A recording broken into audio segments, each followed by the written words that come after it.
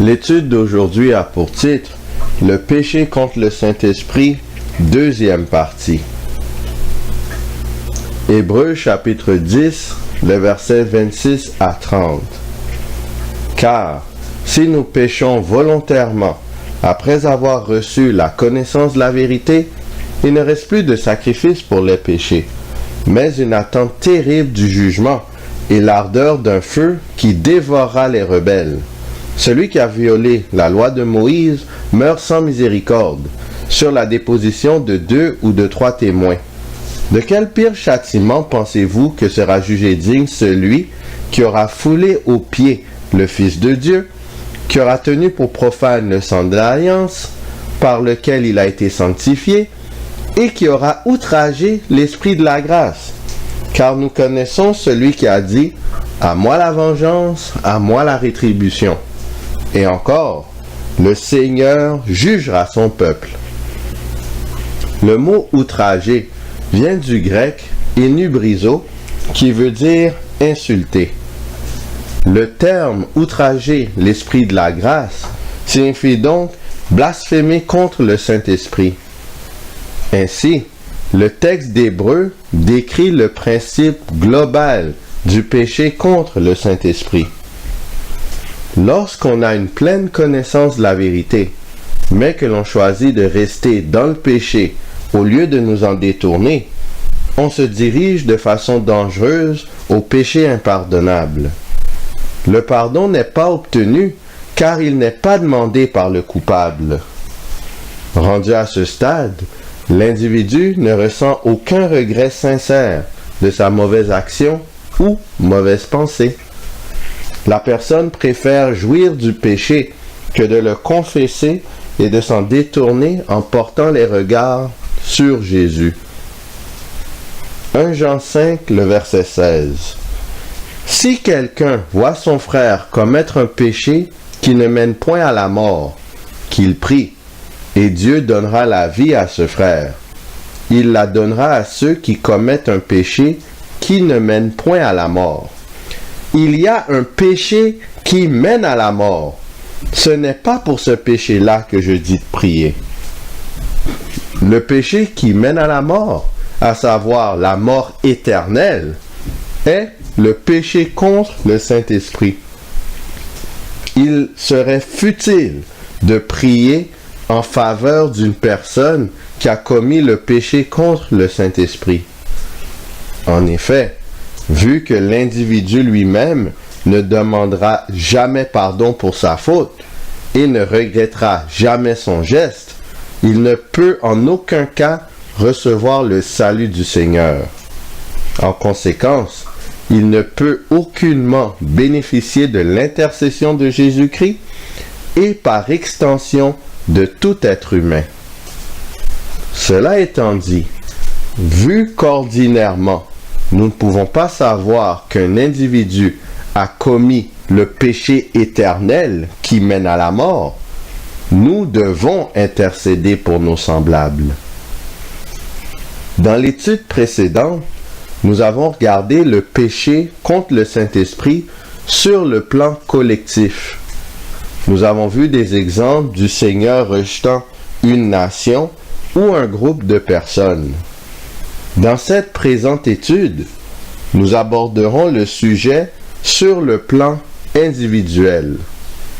Nous analyserons des situations où des personnes ont commis le péché contre le Saint-Esprit. Nous verrons quelles leçons tirer de leur expérience afin d'éviter de commettre la même erreur. Commençons par Pharaon et les plaies d'Égypte. Exode chapitre 8, les versets 12 à 15. L'Éternel dit à Moïse, « Dis à Aaron, étends ta verge et frappe la poussière de la terre. Elle se changera en poux dans tout le pays d'Égypte. » Ils firent ainsi. Aaron étendit sa main avec sa verge, et il frappa la poussière de la terre, et elle fut changée en poux sur les hommes et sur les animaux. Toute la poussière de la terre fut changée en poux, Dans tout le pays d'Égypte, les magiciens employèrent leurs enchantements pour produire les poux, mais ils ne purent pas. Les poux étaient sur les hommes et sur les animaux.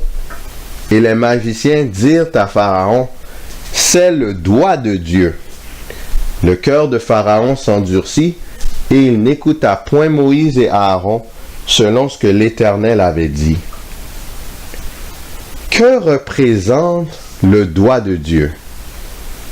Luc chapitre 11, le verset 20. Mais, si c'est par le doigt de Dieu que je chasse les démons, le royaume de Dieu est donc venu vers vous. Matthieu chapitre 12, le verset 28. Mais, si c'est par l'Esprit de Dieu que je chasse les démons, le royaume de Dieu est donc venu vers vous. Jésus, dans Luc, dit que c'est par le doigt de Dieu qu'il chasse des démons. Dans Matthieu, le Seigneur déclare que c'est par l'Esprit de Dieu qu'il chasse les démons. Bibliquement, on conclut que le doigt de Dieu représente l'Esprit de Dieu. Ainsi, les magiciens avaient compris, au moins d'une certaine manière, que les plaies d'Égypte constituaient l'action du Saint-Esprit. Des habitants du pays ont même dit « Laisse aller ces gens et qu'ils servent l'Éternel leur Dieu. Ne vois-tu pas encore que l'Égypte périt ?» Ils avaient donc un degré de connaissance de la vérité. Cependant, Pharaon a préféré les ténèbres à la lumière et resta obstiné contre Dieu et son peuple. Cela a conduit à sa propre mort et celle d'une multitude de ses sujets dans sa révolte, spécialement quand ils sont tous entrés dans la mer Rouge à la poursuite des Hébreux. En effet, Dieu ne pouvait plus faire quoi que ce soit pour ramener ces personnes dans le droit chemin. Exode, chapitre 7, le verset 3. Et moi, j'endurcirai le cœur de Pharaon, et je multiplierai mes signes et mes miracles dans le pays d'Égypte. De quelle façon Dieu a-t-il endurci le cœur de Pharaon?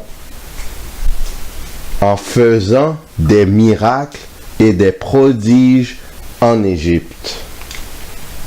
Voici une citation de Patriarche et Prophète, la page 241. Parlant du Pharaon, Dieu avait déclaré « J'endurcirai son cœur, et il ne laissera point partir le peuple. » Cet endurcissement n'était pas l'effet d'un pouvoir surnaturel et arbitraire. Dieu lui donnait des preuves irréfutables de sa puissance, preuves dont il refusait de reconnaître l'évidence, en fermant volontairement les yeux à la lumière.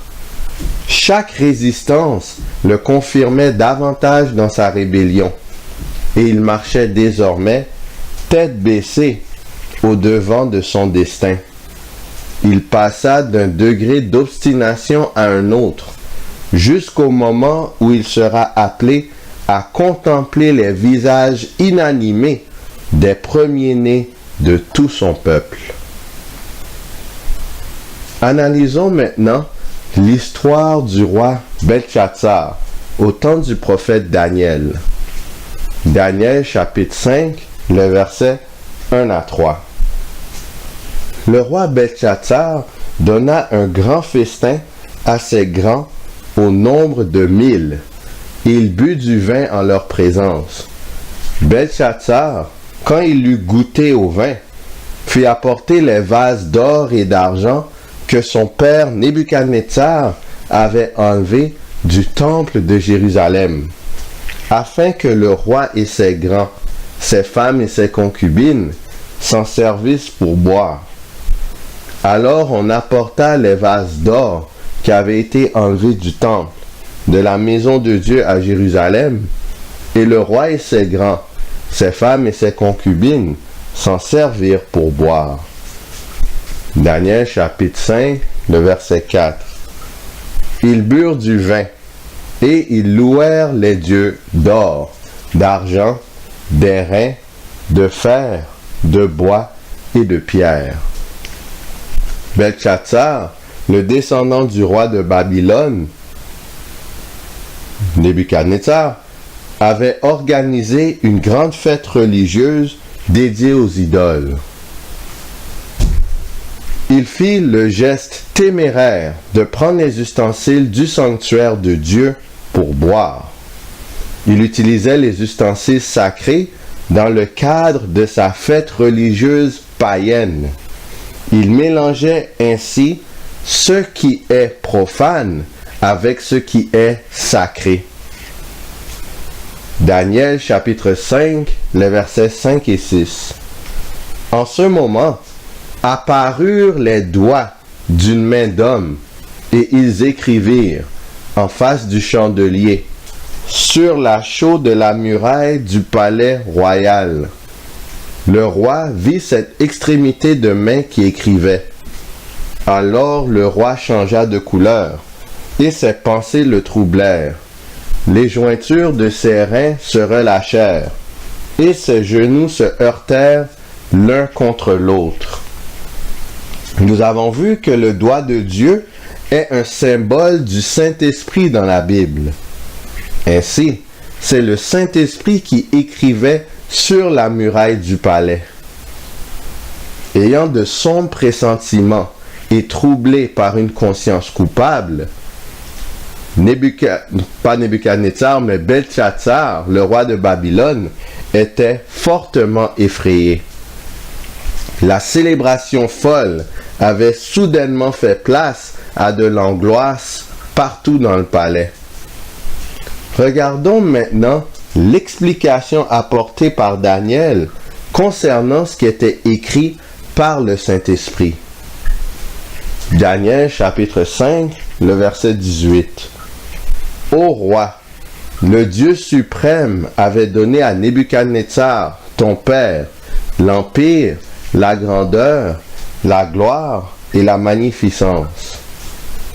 Daniel mentionne l'expérience du roi Nebuchadnezzar, dont Belchatsar connaissait, étant son petit-fils.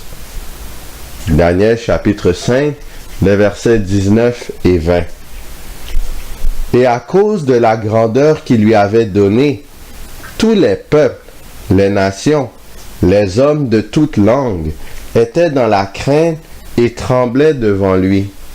Le roi faisait mourir ceux qu'il voulait, et il laissait la vie à ceux qu'il voulait.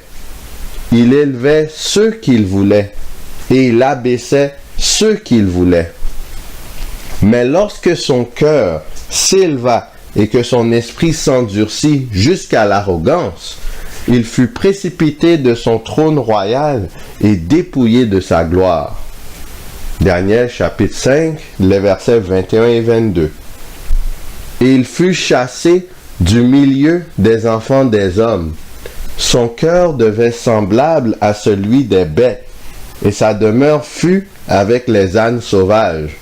On lui donna comme au bœuf de l'herbe à manger, et son corps fut trempé de la rosée du ciel, jusqu'à ce qu'il reconnût que le Dieu suprême domine sur le règne des hommes, et qu'il le donne à qui il lui plaît. Et toi, Belchatsar, son fils, tu n'as pas humilié ton cœur, quoique tu susses toutes ces choses. Belchatsar était bien imbu de l'expérience et de la conversion de son grand-père Nebuchadnezzar. Cela constituait une preuve suffisante de la supériorité du Dieu d'Israël sur les idoles. Par contre, il a quand même choisi d'honorer les faux dieux babyloniens plutôt que l'Éternel. Il rejetait donc la lumière de la connaissance divine qui lui avait été accordée. Daniel chapitre 5, le verset 24 à 28 et le verset 30. C'est pourquoi il a envoyé cette extrémité de main qui a tracé cette écriture. Voici l'écriture qui a été tracée. compter, peser et diviser. Et voici l'explication de ces mots. Compter. Dieu a compté ton règne et y a mis fin. Peser. Tu as été pesé dans la balance et tu as été trouvé léger. Diviser. Ton royaume sera divisé et donné aux Mèdes et aux Perses. Cette même nuit, Nebuchadnezzar, plutôt Belchatsar, roi des Chaldéens, fut tué. Belchatsar a été pesé dans la balance et il fut trouvé léger. Sa vie spirituelle ne faisait pas le poids face à la lumière qu'il avait reçue. Cela signifie que ses actions ne correspondaient pas à la connaissance de la vérité divine qu'il avait obtenue. Sa sentence de mort était ainsi juste et irrévocable. La même nuit où la sentence était prononcée, il fut tué et l'empire babylonien prit fin à cause de l'infidélité obstinée du roi. En effectuant cette grande fête religieuse, Belchatsar avait commis le péché contre le Saint-Esprit. Prophète et roi, page 404. Dans cette dernière nuit de folle débauche, Belchatsar et ses grands avaient mis le comble à leur péché et au péché du royaume chaldéen. La main qui avait retardé le châtiment divin ne pouvait plus le différer. Dieu s'était efforcé par des bénédictions répétées d'enseigner aux Babyloniens le respect de sa loi. Nous avons voulu guérir Babylone, déclarait le prophète Jérémie, mais elle n'a pas guéri. L'extrême perversité du cœur humain ne permit plus de retarder la sentence divine. Belchatsar devait disparaître pour faire place à un autre royaume. Regardons la vie d'un autre gouverneur, Félix. Actes chapitre 24, les versets 21 à 24. À moins que ce ne soit uniquement de ce cri que j'ai fait entendre au milieu d'eux, c'est à cause de la résurrection des morts que je suis aujourd'hui mis en jugement devant vous. Félix, qui savait assez exactement ce qui concernait cette doctrine, les ajourna en disant: quand le tribun Lysias sera venu, j'examinerai votre affaire. Et il donna l'ordre au centenier de garder Paul, en lui laissant une certaine liberté, et en n'empêchant aucun des siens de lui rendre des services. Quelques jours après, Félix vint avec Drusille, sa femme, qui était juive, et il fit appeler Paul. Il l'entendit sur la foi en Christ. Ici, on voit que Félix connaissait l'enseignement de la résurrection des morts. Il avait donc une certaine connaissance de la vérité divine. Cependant, ce gouverneur pratiquait un mode de vie éloigné de Dieu. Spécifiquement, il était le second époux de Drusille, étant coupable d'adultère.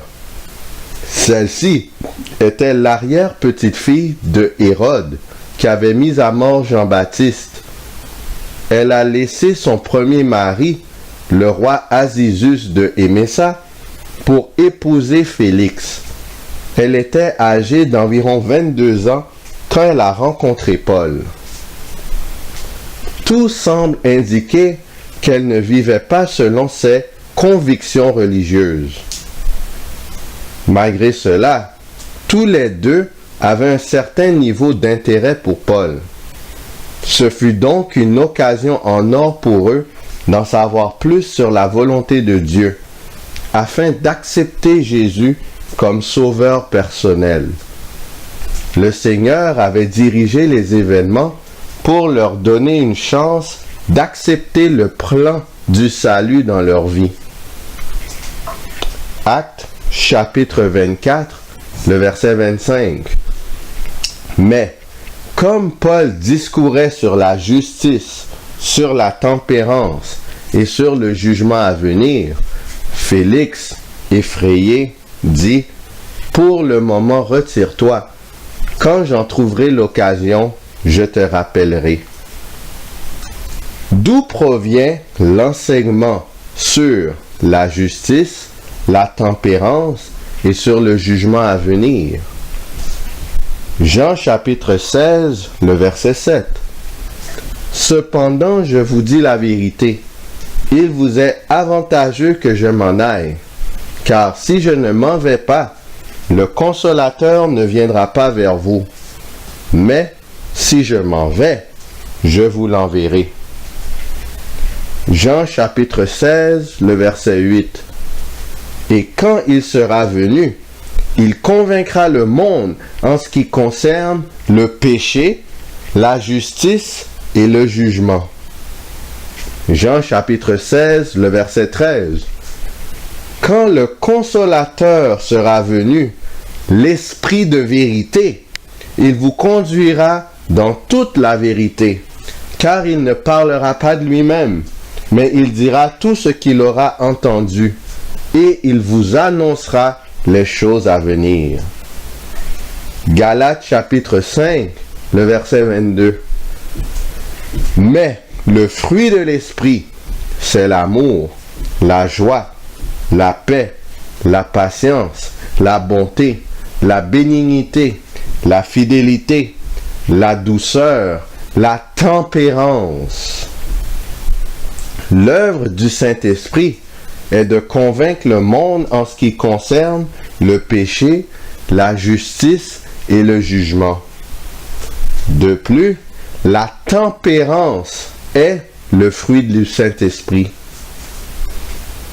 Ainsi, lorsque Paul discourait avec Félix et Drusille, c'est le Saint-Esprit qui parlait au moyen de son serviteur. Le gouverneur avait une bonne connaissance de la doctrine de la résurrection des morts. Il était sans doute au courant de certains des miracles des apôtres et de Jésus lui-même. Il avait certainement assez de lumière de la vérité divine pour prendre une décision ferme pour le Seigneur. Actes chapitre 24, le verset 25. Mais comme Paul discourait sur la justice, sur la tempérance et sur le jugement à venir, Félix, effrayé, dit, « Pour le moment, retire-toi. Quand j'en trouverai l'occasion, je te rappellerai. » Malheureusement, Félix a repoussé l'appel du Saint-Esprit qui cherchait à le sauver. Il a ainsi commis le péché impardonnable. Félix avait franchi la limite. Il était désormais dans un état spirituel où la grâce de Dieu n'avait plus aucun effet sur lui. Respectant sa décision, Dieu ne fit plus un appel salutaire envers ce gouverneur.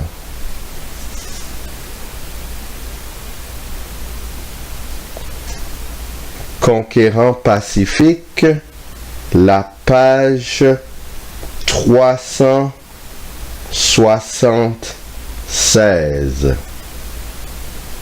Cependant, Félix, lui, n'avait jamais auparavant entendu prêcher la vérité. Et tandis que l'Esprit de Dieu le persuadait, il était plongé dans une extrême agitation. Sa conscience, mise en éveil, faisait entendre sa voix, et il sentait que toutes les paroles de Paul étaient vraies. Il se souvint de son passé coupable. La débauche et les crimes de sa jeunesse se dressèrent devant lui avec une extrême netteté, ainsi que la sombre série de ses forfaits récents. Il se vit tel qu'il était, perverti, cruel, rapace. Jamais auparavant, la vérité n'avait pénétré aussi profondément dans son cœur. Jamais non plus son âme n'avait été remplie d'une telle épouvante.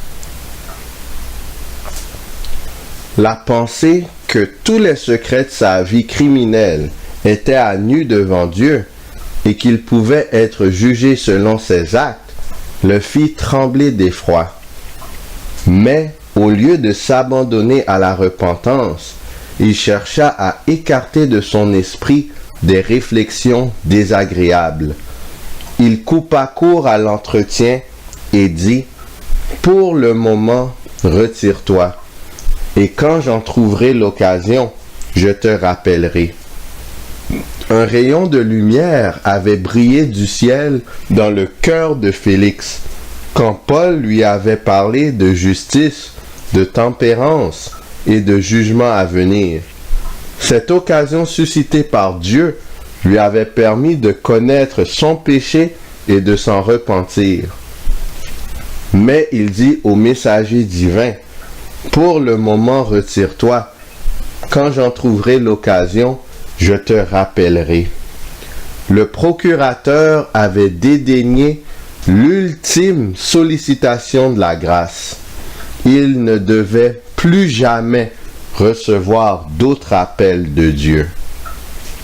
Ceci constitue un exemple où l'hésitation peut priver un individu du salut. En effet, une personne païenne peut subitement outrager le Saint-Esprit si elle hésite à prendre la décision de suivre Dieu lorsque le Seigneur l'appelle. Il est impératif de répondre positivement à l'influence du Saint-Esprit sur le champ. Regardons maintenant le récit du roi Saül. Deutéronome chapitre 17, les versets 14 et 15. Lorsque tu seras entré dans le pays que l'Éternel, ton Dieu, te donne, lorsque tu le posséderas, que tu y auras établi ta demeure, et que tu diras, je veux mettre un roi sur moi, comme toutes les nations qui m'entourent, tu mettras sur toi un roi que choisira l'Éternel ton Dieu. Tu prendras un roi du milieu de tes frères. Tu ne pourras pas te donner un étranger qui ne soit pas ton frère. Deutéronome chapitre 17, les versets 18 à 20. Quand il s'assiera sur le trône de son royaume, il écrira pour lui, dans un livre, une copie de cette loi, qu'il prendra auprès des sacrificateurs, les Lévites. Il devra l'avoir avec lui et y lire tous les jours de sa vie, afin qu'il apprenne à craindre l'Éternel, son Dieu, à observer et à mettre en pratique toutes les paroles de cette loi et toutes ses ordonnances, afin que son cœur ne s'élève point au-dessus de ses frères, et qu'il ne se détourne de ses commandements ni à droite ni à gauche, afin qu'il prolonge ses jours dans son royaume, lui et ses enfants, au milieu d'Israël. Dans le cadre de sa fonction royale, Saül avait quotidiennement un accès privilégié au livre de la loi. 1 Samuel chapitre 9, le verset 17. Lorsque Samuel eut aperçu Saül, l'Éternel lui dit, « Voici l'homme dont je t'ai parlé. C'est lui qui régnera sur mon peuple. » 1 Samuel chapitre 10, les versets 1 et 2. Samuel prit une fiole d'huile qu'il répandit sur la tête de Saül. Il le baisa et dit, « L'Éternel ne t'a-t-il pas oint pour que tu sois le chef de son héritage? Aujourd'hui, après m'avoir quitté, tu trouveras 2 hommes près du sépulcre de Rachel, sur la frontière de Benjamin, à Tsel-Sache. Ils te diront, les ânesses que tu es allé chercher sont retrouvées. Et voici, ton père ne pense plus aux ânesses, mais il est en peine de vous, et dit, que dois-je faire au sujet de mon fils? 1 Samuel chapitre 10, les versets 3 à 6. De là tu iras plus loin, et tu arriveras aux chênes de Tabor, où tu seras rencontré par 3 hommes montant vers Dieu à Béthel, et portant l'un 3 chevreaux, l'autre 3 gâteaux de pain, et l'autre une outre de vin. Ils te demanderont comment tu te portes, et ils te donneront 2 pains que tu recevras de leurs mains. Après cela, tu arriveras à Gibéa, Élohim, où se trouve une garnison de Philistins.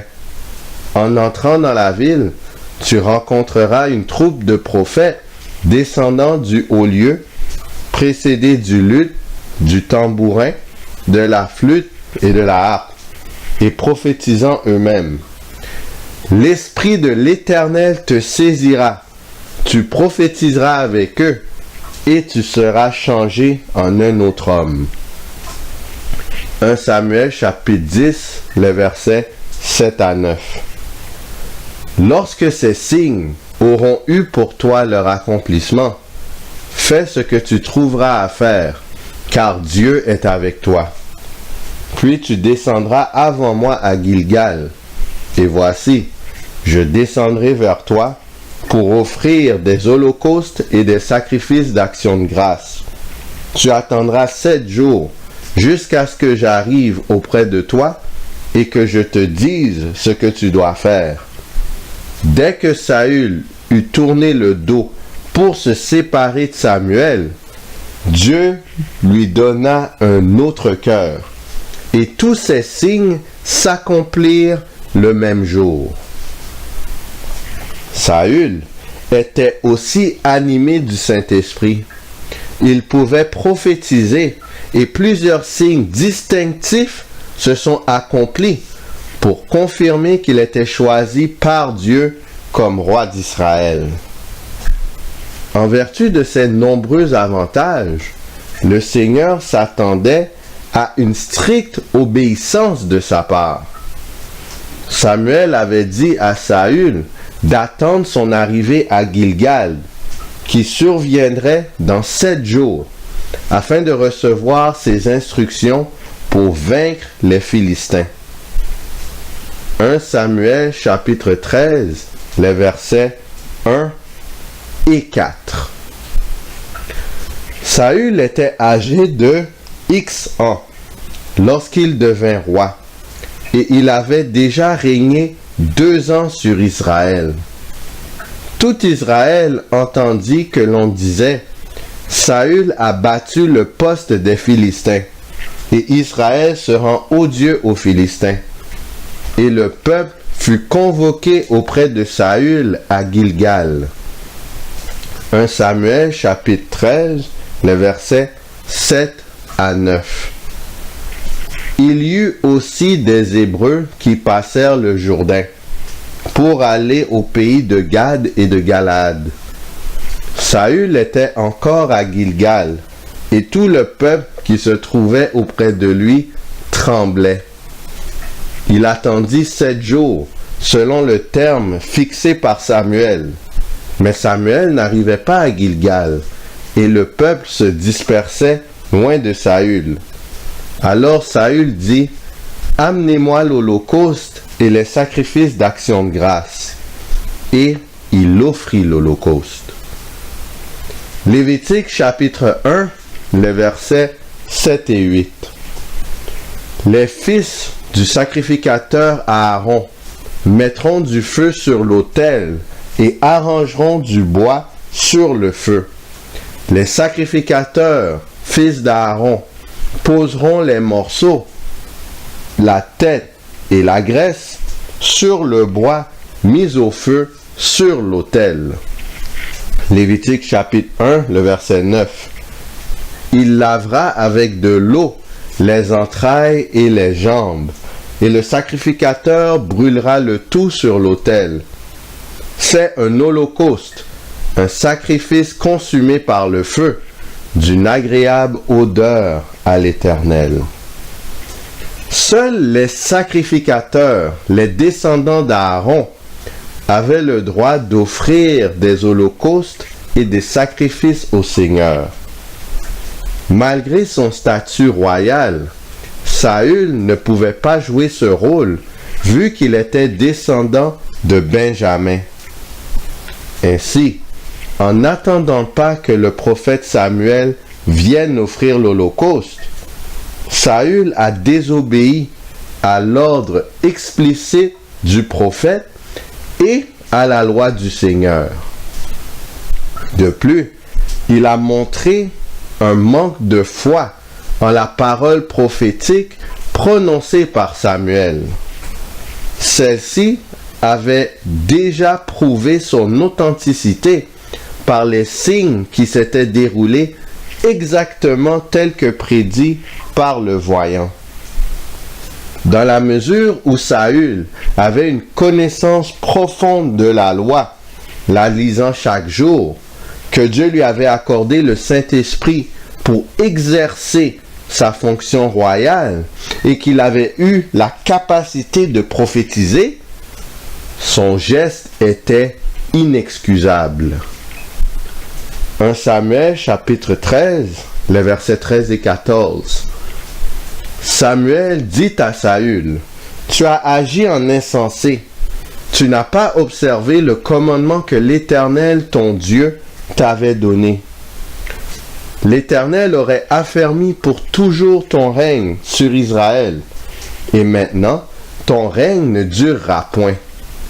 L'Éternel s'est choisi un homme selon son cœur, et l'Éternel l'a destiné à être le chef de son peuple, parce que tu n'as pas observé ce que l'Éternel t'avait commandé. » La sentence contre le roi fut prononcée promptement. Le Seigneur choisirait quelqu'un qui remplacerait Saül comme chef d'Israël. Néanmoins, Saül n'avait pas péché contre l'Esprit Saint. 1 Samuel chapitre 15, les versets 1 à 3.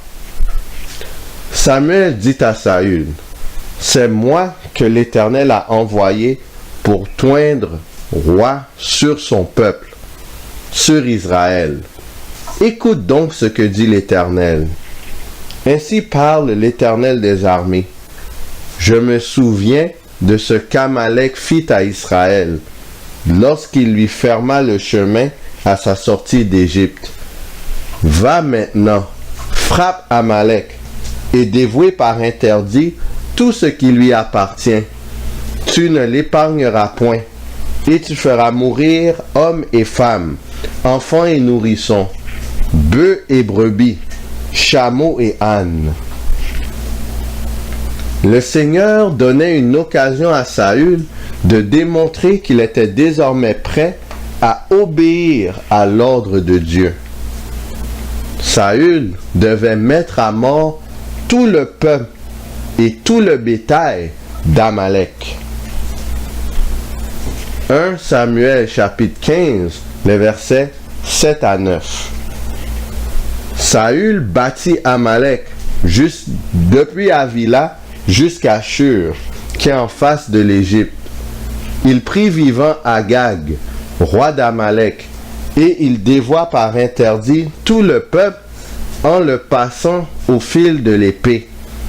Mais Saül et le peuple épargnèrent Agag, et les meilleures brebis, les meilleurs bœufs, les meilleures bêtes de la seconde portée, les agneaux gras, et tout ce qu'il y avait de bon.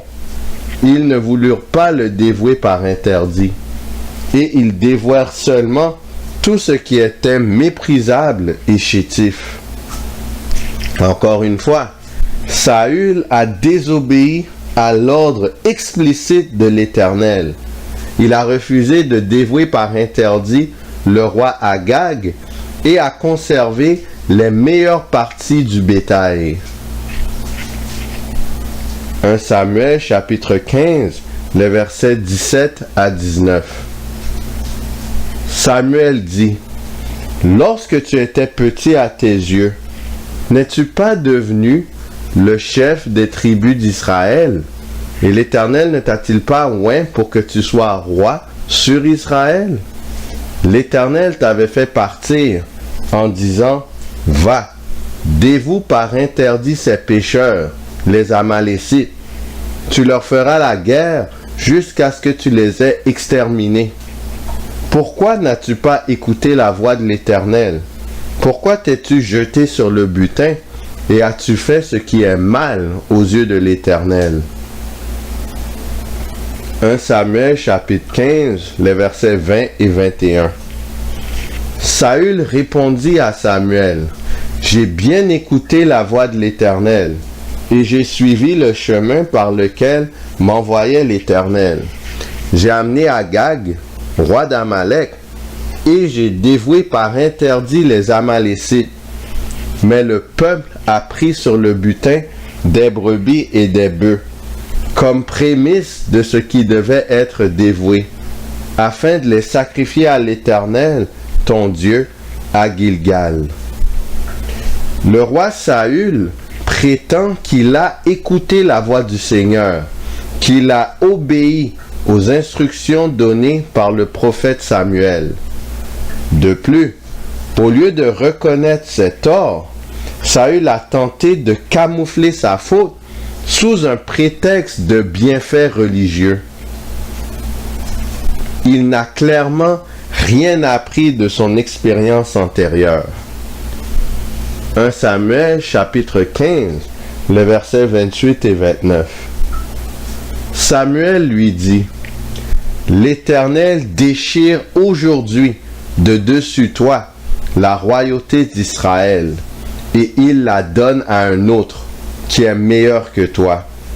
Celui qui est la force d'Israël ne ment point et ne se repent point, car il n'est pas un homme pour se repentir.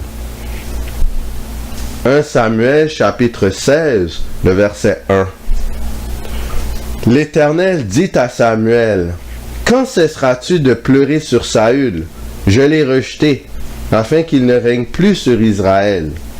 Remplis ta corne d'huile, et va, je t'enverrai vers Isaïe, Bethléemite, car j'ai vu parmi ses fils celui que je désire pour roi.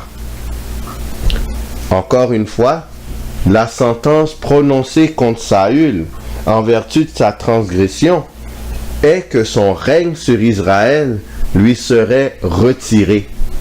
Cette fois-ci, le décret était irrévocable. Ce fut au point où le Seigneur adressa des reproches à Samuel, parce que celui-ci continuait de témoigner de la sollicitude pour Saül, en ce qui concerne son statut de roi. Cela étant dit, Saül n'avait toujours pas commis le péché éternel, le péché impardonnable, le péché contre le Saint-Esprit. 1 Samuel chapitre 16, les versets 14 et 15. L'Esprit de l'Éternel se retira de Saül, qui fut agité par un mauvais esprit venant de l'Éternel. Les serviteurs de Saül lui dirent: Voici, un mauvais esprit de Dieu t'agite. 1 Samuel chapitre 16, le verset 16. Que notre Seigneur parle. Tes serviteurs sont devant toi. Ils chercheront un homme qui sache jouer de la harpe. Et, quand le mauvais esprit de Dieu sera sur toi, il jouera de sa main et tu seras soulagé. À quel moment Saül a-t-il commis le péché contre le Saint-Esprit au point où le Saint-Esprit s'est retiré de Saül? Quel était son raisonnement, ses mobiles et sa vision qui l'ont complètement éloigné du Seigneur. Pour avoir la réponse complète à ces questions, il faut regarder les détails du moment où les serviteurs de Saül lui ont proposé d'amener un musicien dans le palais. Patriarches et prophètes, page 627. Quand le roi Saül comprit qu'il avait été rejeté par Dieu et sentit la portée des menaces que Samuel lui avait adressées, son cœur s'emplit d'amertume et de révolte. Ce n'était pas un vrai repentir qui courbait sa tête orgueilleuse. Il croyait que la valeur déployée dans ses guerres pour Israël devait expier ses désobéissances. Loin de se rendre compte de la gravité de sa conduite, il se prit à maugréer contre le jugement divin, injuste à ses yeux, qui lui enlevait, à lui et à sa postérité, le trône d'Israël. Au lieu d'accepter le châtiment avec humilité, il s'abandonna à un sombre désespoir et ne s'occupa plus, dès lors, qu'à conjurer la ruine de sa maison. Plusieurs signes faisaient craindre que le roi ne perdît la raison. Son entourage lui conseilla alors de faire venir auprès de lui un musicien exercé, espérant que les douces mélodies de quelque instrument de musique pourraient lui apporter un peu d'apaisement. Ce qui a fait Saül pécher contre le Saint-Esprit est son refus d'accepter humblement le châtiment divin et de reconnaître ses torts. Le roi s'est laissé gagner par le mécontentement, la révolte envers le jugement de Dieu et le désespoir. Ses serviteurs croyaient qu'il avait perdu la raison en raison de sa mélancolie profonde.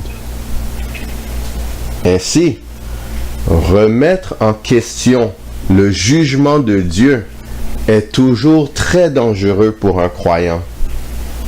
Au fur et à mesure que nous croissions en connaissance, on devient plus vulnérable contre ce piège si nous nous mettons à mettre notre confiance en nous-mêmes. Il faut éviter à tout prix de nous baser sur nos propres raisonnements et notre propre jugement dans nos interprétations et applications des Écritures. Par-dessus tout, il faut toujours être prêt à confesser nos fautes et les délaisser lorsque le Seigneur nous les pointe du doigt. Luc chapitre 12, les versets 47 et 48. Le serviteur qui, ayant connu la volonté de son maître, n'a rien préparé et n'a pas agi selon sa volonté, sera battu d'un grand nombre de coups. Mais celui qui, ne l'ayant pas connu, a fait des choses dignes de châtiment, sera battu de peu de coups. On demandera beaucoup à qui l'on a beaucoup donné, et on exigera davantage de celui à qui l'on a beaucoup confié. Selon ce principe, Dieu exigeait davantage de Saül, vu le haut niveau de connaissance de la vérité de ce roi par rapport aux autres chefs politiques que nous avons analysés. Sa punition serait donc plus sévère que celle des autres. Similairement, une personne faisant partie de l'Église adventiste du 7e jour se rapproche de Saül. En effet, elle a accès à la compréhension complète de la loi et possède l'esprit de la prophétie comme ce roi. De ce fait, le Seigneur exige davantage de cet individu qu'une personne qui n'a pas accès à ces vérités. Si cet individu n'agit pas selon la volonté divine, il sera châtié d'un plus grand nombre de coups que les autres êtres humains. Bien entendu, en bout de ligne, tous ceux qui commettent le péché contre le Saint-Esprit subiront la mort éternelle. 1 Corinthiens chapitre 10, le verset 6. Or, ces choses sont arrivées pour nous servir d'exemple, afin que nous n'ayons pas de mauvais désirs, comme ils en ont eu. Les expériences de plusieurs chefs politiques qui ont malheureusement péché contre le Saint-Esprit constituent une mise en garde pour tout croyant. Nous devons profiter de l'avertissement pour bien analyser nos pensées, nos mobiles et nos raisonnements, afin de commettre des actions conformes à la volonté divine. En effet, il faut à tout prix éviter de commettre le péché contre le Saint-Esprit. Sur ce, qui allons-nous choisir? Est-ce que nous allons choisir l'agneau de Dieu qui ôte le péché du monde? Laissons-nous guider par le Saint-Esprit? Ou choisissons-nous de pécher contre le Saint-Esprit en suivant les paroles du serpent, le diable? Dieu a tout fait pour nous donner le salut. En la mort de son Fils, nous avons une nouveauté de vie, en vertu aussi de sa résurrection. Mais le Christ ne mourra pas deux fois. Alors, si nous avons la connaissance de la vérité, peu importe à quelle mesure nous la recevons, nous devons être fidèles à cette vérité.